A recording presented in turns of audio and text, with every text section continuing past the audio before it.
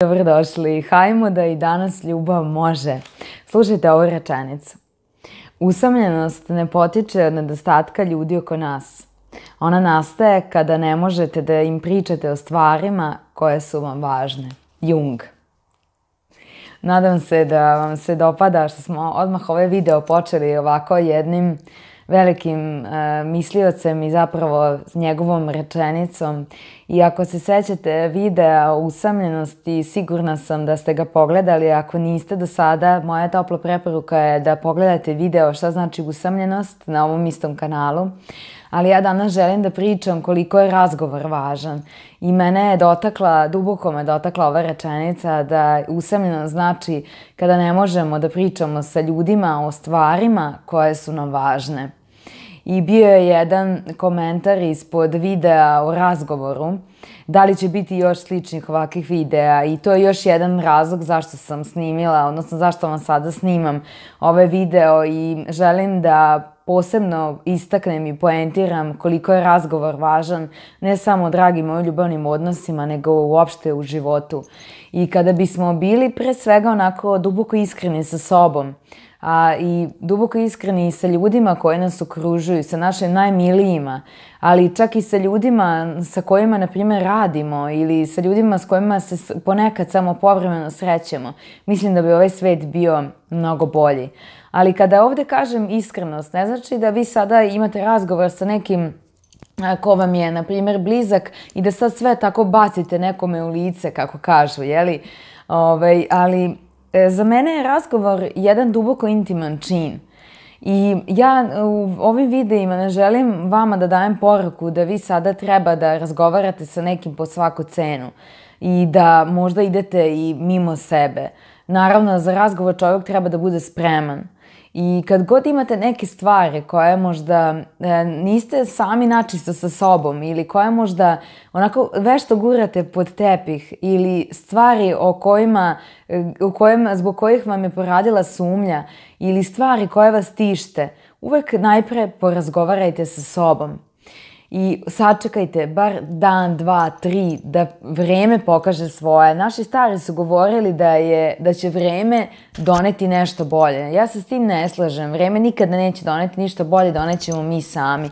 Ali vreme nam može pomoći da iz različite vizure sagledamo onaj izazov koji imamo u tom trenutku ili da iz različite vizure pogledamo onako kao sa strane, kao da je sada tamo negde ista Gordana sa tim istim izazovom, a ovdje da stoji još jedna druga Gordana koja tu Gordanu posmatra i nekako vidite onda stvari iz nekog drugog ugla. To je kao kada vam neko posle određenog vremena ili poznanik, prijatelj, prijateljica kaže, se sećaš kad sam ti ja govorio, a vi tad to niste videli. Jednostavno, čovjek je toliko nekada u tom što mu se dešava, obuzme ga prosto umno i čak i fizički nekada možete da imate bol zbog određenih misli, da ne možemo realno da sagledamo šta se oko nas događa. I zato je razgovor važan. Posebno bih ovdje istakla koliko je važan razgovor u emotivnim odnosima, jer danas se malo razgovara, jednostavno stvari se podrazumevaju.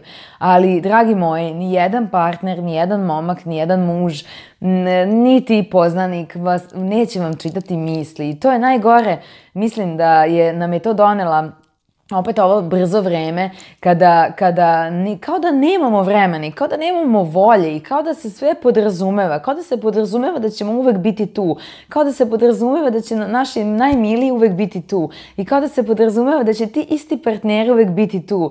Otkud vi znate, možda je ovo posljednji put da ja mogu nekom nešto da saopštim, nekom mom, na primjer, nekoj moje dragoj osobi. Na primjer, ako ta draga osoba ode i više se nikad ne vidimo, možda će u meni ostati ta gorčina zašto je nešto nisam saopštila. Ne mislim ovdje samo na ružne stvari. Nemojte odmah da ovo ima predznak nečega lošeg. Pa čak i na lepe. Ajde da kažemo nekom volim te. Ajde da kažemo nekom značiš mi što si tu. Ja o tome pričam. Hajde da kažemo nekome, ej, sedi, želim da porazgovaram sa tobom, imam tu i tu sumnju.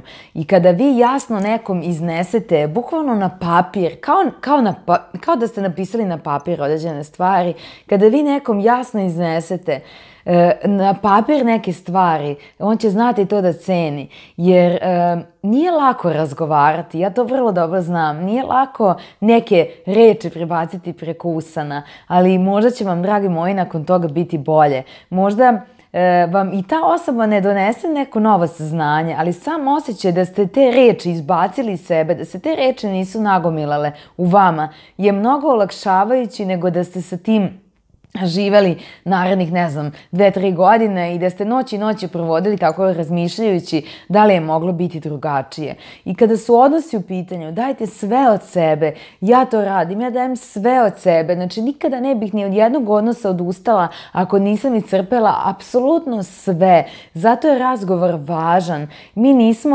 nismo statična bića i mi nismo ljudi koji se ne menjaju. Znači, nije nešto konačno. Mi smo ti koji svakog dana smo različiti i zbog toga sva ta stanja kroz koje mi prolazimo iz dana u dan se menjaju, a kako se i menjaju stanja, menjamo se i mi. I zbog toga je važno da razgovaramo. Ako smo danas na jednom odnosu, moj partner i ja, možda sutra budemo na drugom ili na ovom drugom, i niže, razumete? I onda je potrebno na svakom tom odnosu porazgovarati i reći vidim da si se promenio ili vidim da nam je bolje ili vidim možda primećujem možda neke stvari koje mi se ne dopadaju, ali pričajte o tome, otklonite svaku sumnju. To je također jako, jako važno. Jako je važno da razgovarate i nemojte nikada dozvoliti da se neke stvari nagomilaju do te mere da vi na kraju, znate ono kad dođete u situaciju da vam, što kažu naš narod, pukne film, da vam se toliko nagomilaju neke reči koje držite tu u srcu, da više ne znate šta ćete i onda izbacite iz sebe gomilu negativnih stvari, negativnih reči, pa se posle kajete jer niste želeli to da kažete, jer to niste vi, to nisu vaše reči i to nije vaša energija. Zato je bolje nekako da nađete u danu, na primjer, bar jedno 5 ili 10 minuta da porazgovarate sa sobom. Ja to često radim, meni tu mnogo pomažu knjige, ja i čitanjem razgovaram sa sobom. Razumete, dok čitam, dok usvajam to znanje, ja razmišljam kako bih ovo mogla da primenim, kako bih mogla da unapredim sebe, a sada sa ovim znanjem koje sam usvojila. I kada je razgovor u pitanju, nemojte oštro i odmah na prvu loptu reagovati. Sačekajte, pustite da se neki odnos razvije, pustite da vidite u kom smjeru će taj odnos da krene i onda reagujete, onda popričajte i popričajte sa nivoa duše, to je jako, jako važno. Pokušajte tu drugu osobu da razumete. Ja verujem da danas ima mnogo ljudi koji snimaju na YouTube-u videa i mnogo ljudi koji vam govore šaljite mu ljubav, razgovarajte sa nivoa duše, upravo ove rečenice koje sam izgovorila. Ja znam da je to nekada teško, pogotovo kad vas ljudi povrede, ali hajde da krenemo samo od činjenice da će u tom trenutku biti barem vama lakše.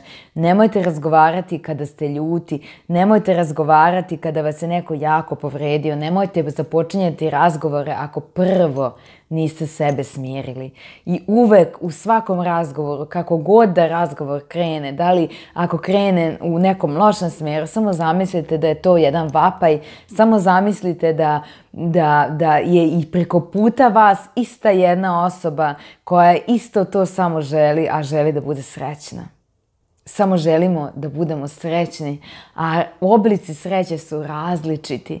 I zato dozvolite drugome da pod okriljem ovoga neba pronađe svoju sreću, ali možda na neki drugačiji i različit način.